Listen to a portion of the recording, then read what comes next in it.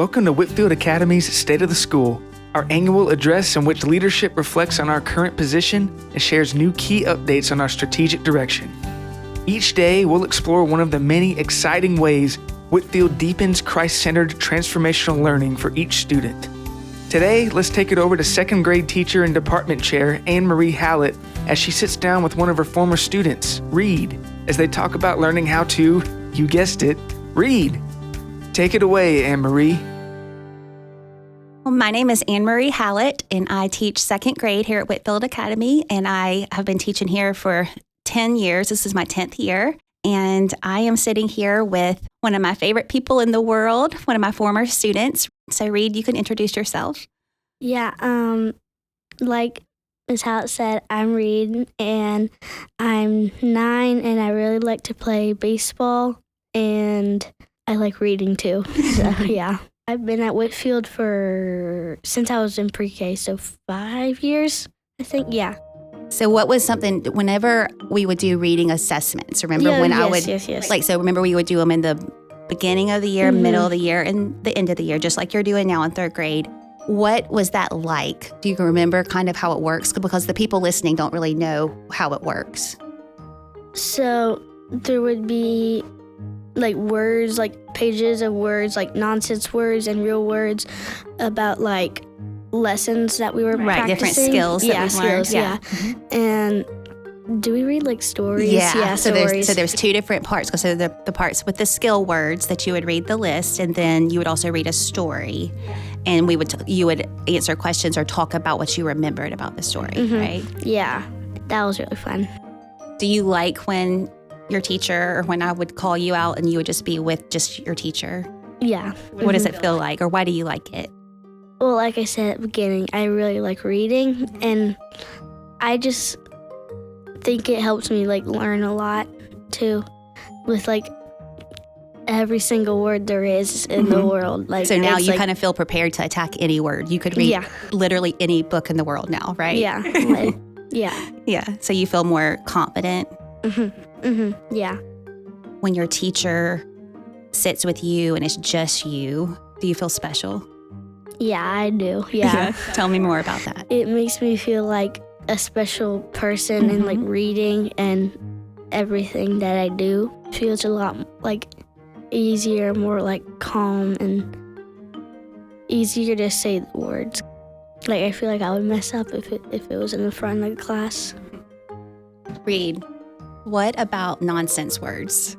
Well, first of all, nonsense words might be new to some people. So like, what is a nonsense word? It's not a real word. It's a word that has like the skills that we've been learning. It doesn't mean anything. It's just like a word. And can you think of an example? What about blarp? Yeah. Would that be a nonsense word? Yeah, and it would be practicing like blends. Right. Yeah. You are so smart, Reid. Do you want to come teach second grade? Sure. I remember with nonsense words, something we would do a lot.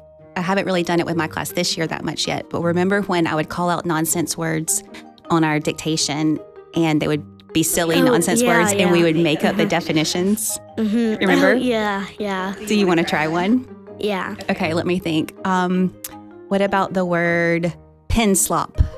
What is a pen slop, Reid? It's a pen that has a bunch of jaggedy lines on it. And would that be a noun or a verb or an adjective? It's a noun because it's a thing. Exactly. It's a pencil.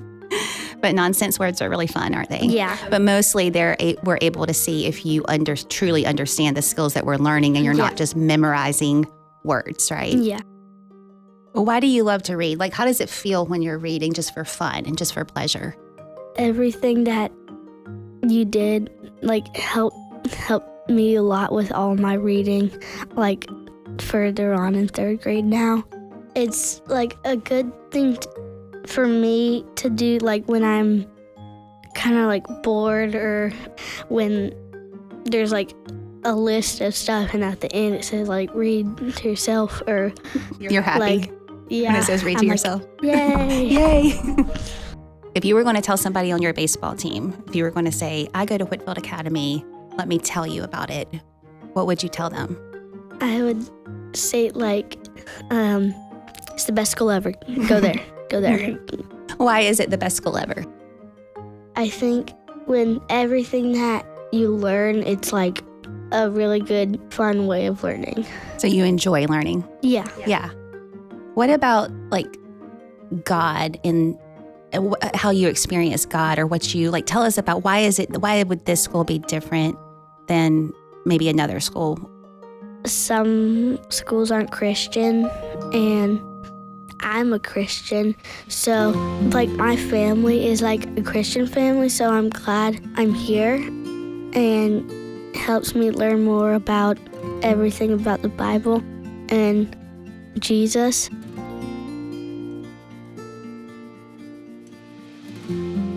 Reading is like one of the most impactful and important abilities we can have as a human being. And like aside from the basic abilities of walking and talking and hearing, like if we can't read, we can't, like that just would limit our life so much as a person. I think it's almost something we take for granted as adults because we just read. But if that was taken away from us, it takes away so much of our quality of life. So with that said, it's kind of like as a lower school teacher, that's why it's so important to me to teach these kids to read, because it's the gateway to the gateway to learning, the gateway to knowledge. So when I sit with the kids, it's just kind of an unspoken declaration, just saying like, you matter, I see you, I care about your progress, and I'm with you in this, whether it's watching you soar, watching you thrive, or figuring out like, why are you struggling? When I think of a test versus our reading assessment, to me, a test is kind of a one and done type of deal. Like you give a test at the end of a unit, and you're trying to assess, like, do the students know the content that we taught, or are they able to, perform a skill that we've worked on? But with a test, it's just kind of like you give it and you look at the score, but at that point it's kind of finished. But with our reading assessments in the lower school, they're ongoing. And so we give them beginning of the year, middle of the year, and end of the year. And I think of them more as kind of like a live process, I guess would be the word, where we're constantly looking back at that data. And that in the reading assessment data, it gives us information that tells us what we need to do next as a teacher. So they're diagnostic and prescriptive in nature, because we're able to look at, what skills are the kids mastering and which skills are they still working towards. And so then we're able to change our instruction to meet those needs. So, and then we're also able to see their growth very, very vividly. I just have started my middle of the year assessments this week, and it's been so fun to pull out the beginning of the year assessments and to see some of my notes that I wrote and see how the child in August was nervous or overwhelmed, and maybe they even scored relatively well on the skill that I was assessing, but my notes said they were nervous, overwhelmed, they were segmenting the words and sounding out each letter. And then this time watching them just like fly through the words with confidence. And it's almost like it's like a plant. You don't see it like actually growing. You just all of a sudden realize like it's grown. And so with the kids, it's kind of like when we're able to do these assessments, we're able to really celebrate the growth, or really just have a really clear picture of where some issues are that we need to dig deeper in. The lower school uses Orton-Gillingham, which is a multisensory approach to literacy and reading. And it really focuses on how the brain learns language. It teaches the kids to connect letters and sounds in a very clear step-by-step way. And so, like I said, it's multisensory. So in our phonics and reading lessons, we're using speaking, listening, writing, and movement all at once as we teach. My associate teacher really serves as a support for me. We collaborate and figure out how do we want to make it work in our classroom. Every classroom is different. However, the teacher and the AT work it, it's all about support and just making sure we work together to make it happen. So I just hope reading has given them joy. Like, I just hope they love to read, and I hope that they are confident. I hope that reading has given them the confidence that they need to be the people that God have called them to be. Like, I always look at my kids and I just know I have like the next president or definitely a doctor or, really important jobs and leaders in our community are in my classrooms right now. And so if they are not able to read, they're not going to be able to fulfill that God-given call in their life. So that's what I hope for them.